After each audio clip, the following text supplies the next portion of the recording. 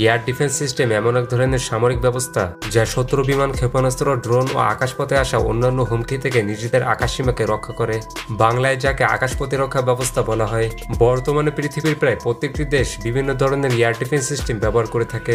তেমনই আমাদের প্রতিবেশী ভারত এবং পাকিস্তানও বিশ্বের বেশ কয়েকটি শক্তিশালী এয়ার ডিফেন্স সিস্টেম ব্যবহার করে। তো আজকের এই ভিডিওতে আমরা জানবো ভারত, পাকিস্তান এবং বাংলাদেশের এয়ার ডিফেন্স সিস্টেম সম্পর্কে। তো চলুন ভিডিওটি শুরু করা যাক। প্রথমে আমরা জানবো ভারতের এয়ার ডিফেন্স সিস্টেম সম্পর্কে। ভারত তাদের এয়ার ডিফেন্স সিস্টেমের একাধিক স্তর এবং ব্যবস্থার বৈচিত্র্যের জন্য পরিচিত।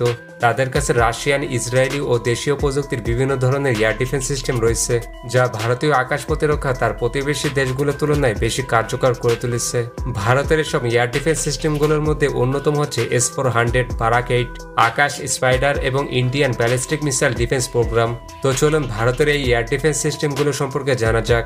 S-400 হচ্ছে একটি mobile surface two air missile system, যা 90 দশকে রাশিয়ান S-300 মিসাইলের আপগ্রেড হিসেবে তৈরি করা হয়েছিল।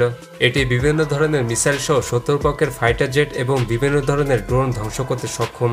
এই মিসাইল সিস্টেমটির রেঞ্জ প্রায় 400 কিলোমিটার এবং বিশ্বের কয়েকটি শক্তিশালী এয়ার ডিফেন্স সিস্টেমের মধ্যে এটি অন্যতম, যেটি বর্তমানে রাশিয়া ছাড়া ভারত, চীন এবং বেলারুশের কাছে রয়েছে। ভারত 2018 সালে রাশিয়া থেকে 5টি S-400 ক্রয় করেছিল। ভারত ও রাশিয়ার মধ্যে এই চুক্তির পরিমাণ ছিল $5.43 বিলিয়ন মার্কিন ডলারের। এরপর Indian ballistic missile defence programme হচ্ছে ব্যালিস্টিক মিসাইল আক্রমণ থেকে ভারতকে রক্ষা করার জন্য একটি বহু স্তরযুক্ত ব্যালিস্টিক মিসাইল প্রতিরক্ষা ব্যবস্থা। এটি 2000 সালে চালু করা হয়েছিল এবং 2006 সালে এটি প্রথম পরীক্ষা করা হয়েছিল। বর্তমানে আমেরিকা, রাশিয়া এবং ইসরায়েলের পরে ভারতই একমাত্র দেশ যার কাছে ব্যালিস্টিক মিসাইল ডিফেন্স সিস্টেম রয়েছে। ভারতের এসব এন্টি ব্যালিস্টিক মিসাইল ডিফেন্সগুলো শত্রুপক্ষের ছোট এবং বড় রেঞ্জের ব্যালিস্টিক মিসাইলকে ধ্বংস করতে সক্ষম এবং এগুলোর সর্বোচ্চ রেঞ্জ প্রায় 3000 থেকে 5000 কিলোমিটার। এরপর স্পাইডার হচ্ছে একটি স্বল্প ও মাঝারি পাল্লার মোবাইল এয়ার ডিফেন্স সিস্টেম, যেটি রাফায়েল অ্যাডভান্স ডিফেন্স সিস্টেম দ্বারা ইসরায়েলের সহায়তায় তৈরি করা হয়েছে। ভারত 2006 সালে ইসরায়েল থেকে 18টি স্পাইডার এমআর মিসাইল সিস্টেম ক্রয় করেছিল। এই এয়ার ডিফেন্স সিস্টেমটি 40 কিলোমিটার রেঞ্জের মধ্যে যে কোনো প্রকার মিসাইল বা ছোটখাটো বিমানকে ধ্বংস করতে সক্ষম। এছাড়াও এটি সব ধরনের আবহাওয়ায় চলতে পারে। এরপর আকাশ মিসাইল সিস্টেম হচ্ছে একটি মাঝারি পাল্লার mobile surface two air missile system, যা ভারত তাদের নিজেদের প্রযুক্তি দিয়ে তৈরি করেছে। এটি 45 কিলোমিটার দূর পর্যন্ত যে কোনো বিমানকে লক্ষ্যবস্তু করতে পারে। এটি যুদ্ধ বিমান, ক্রুজ মিসাইল এবং আকাশ থেকে ভূমি সকল মিসাইলকে ধ্বংস করতে পারে।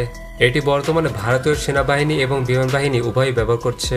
এরপর বারাক 8 হচ্ছে ভূমি থেকে আকাশে নিক্ষেপযোগ্য মিসাইল সিস্টেম, যেটি ভারত এবং ইসরায়েল যৌথভাবে তৈরি করেছে। এটি যুদ্ধ বিমান, হেলিকপ্টার, ব্যালিস্টিক মিসাইল এবং ক্রুজ মিসাইল সহ যে কোনো প্রকার ড্রোন ধ্বংস করতে সক্ষম এবং এটি স্থল ও সমুদ্র উভয় রূপে ব্যবহার করা যায়। এই এয়ার ডিফেন্স সিস্টেমটির সর্বোচ্চ রেঞ্জ প্রায় 100 কিলোমিটার, অর্থাৎ এটি 100 কিলোমিটারের মধ্যে আকাশে থাকা সকল বস্তুকে ধ্বংস করতে পারে। এবার জানবো পাকিস্তানের এয়ার ডিফেন্স সিস্টেম সম্পর্কে। পাকিস্তানের আকাশ প্রতিরক্ষা ব্যবস্থা মূলত চীন ও ইতালিয়ান প্রযুক্তির উপর নির্ভরশীল, যেগুলোর মধ্যে HQ-9, HQ-16, স্পাইডার 2000 এবং HQ-7 অন্যতম। তো চলুন পাকিস্তানের এই এয়ার ডিফেন্স সিস্টেমগুলো সম্পর্কে জানা যাক। HQ-9 হচ্ছে একটি দূরপাল্লার আধা সক্রিয় radar homing Sam system missile, যা চীন থেকে পাকিস্তান 2015 সালে ক্রয় করেছিল এবং এটি হচ্ছে পাকিস্তানের সবথেকে শক্তিশালী এয়ার ডিফেন্স সিস্টেম। এটির সর্বোচ্চ রেঞ্জ প্রায় 125 কিলোমিটার। এই এয়ার ডিফেন্স সিস্টেমটি সকল প্রকার মিসাইল এবং যুদ্ধ বিমানকে ধ্বংস করতে সক্ষম। বর্তমানে চীন এবং পাকিস্তান সহ পৃথিবীর মোট 6টি দেশ এই HQ-9 ব্যবহার করছে। এরপর HQ-16 হচ্ছে একটি চাইনিজ মাঝারি পাল্লার স্যাম সিস্টেম মিসাইল। 2005 সালে চীন এবং রাশিয়া যৌথভাবে এটিকে প্রথম তৈরি করে। বর্তমানে পাকিস্তান সেনাবাহিনী এবং নৌবাহিনী এটি ব্যবহার করছে এবং পৃথিবীতে একমাত্র চীন এবং পাকিস্তান ছাড়া এই এয়ার ডিফেন্স সিস্টেমটি আর কারো কাছে নেই।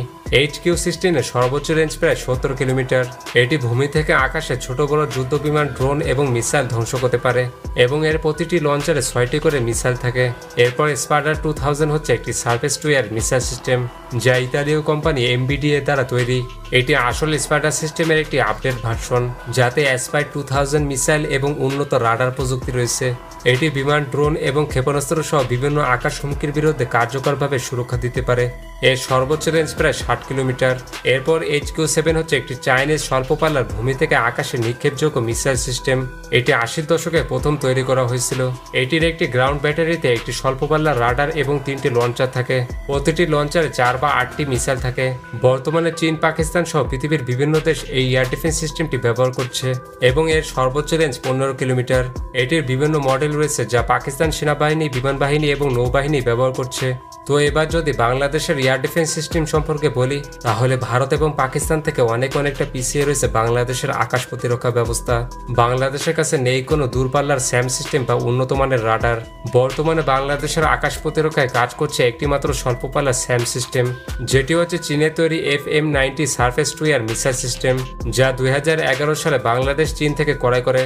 এটি হেলিকপ্টার, নিচ থেকে উড়ে যাওয়া বিমান, ড্রোন এবং ক্রুজ মিসাইলের মতো লক্ষ্যবস্তুতে আঘাত আনতে সক্ষম। তবে এটি খুব ছোট পরিসরে প্রতিরক্ষা দিয়ে থাকে, কিন্তু আধুনিক যুদ্ধের বাস্তবতায় এটি যথেষ্ট নয়। এই এয়ার ডিফেন্স সিস্টেমটির রেঞ্জ সর্বোচ্চ 15 কিলোমিটার, যার কারণে এটি পুরো বাংলাদেশের আকাশ রক্ষা করতে সামর্থ্য রাখে না। তাই বর্তমানে বাংলাদেশ মাঝারি এবং দূরপাল্লার এয়ার ডিফেন্স সিস্টেম ক্রয় করার চিন্তা নিয়েছে। তো এই ছিল ভারত, পাকিস্তান এবং বাংলাদেশের এয়ার ডিফেন্স সিস্টেম সম্পর্কে কিছু তথ্য। এবং আপনি যদি বাংলাদেশের সবথেকে শক্তিশালী 10টি মিসাইল সম্পর্কে জানতে চান, তাহলে পাশের ভিডিওটি ক্লিক করুন।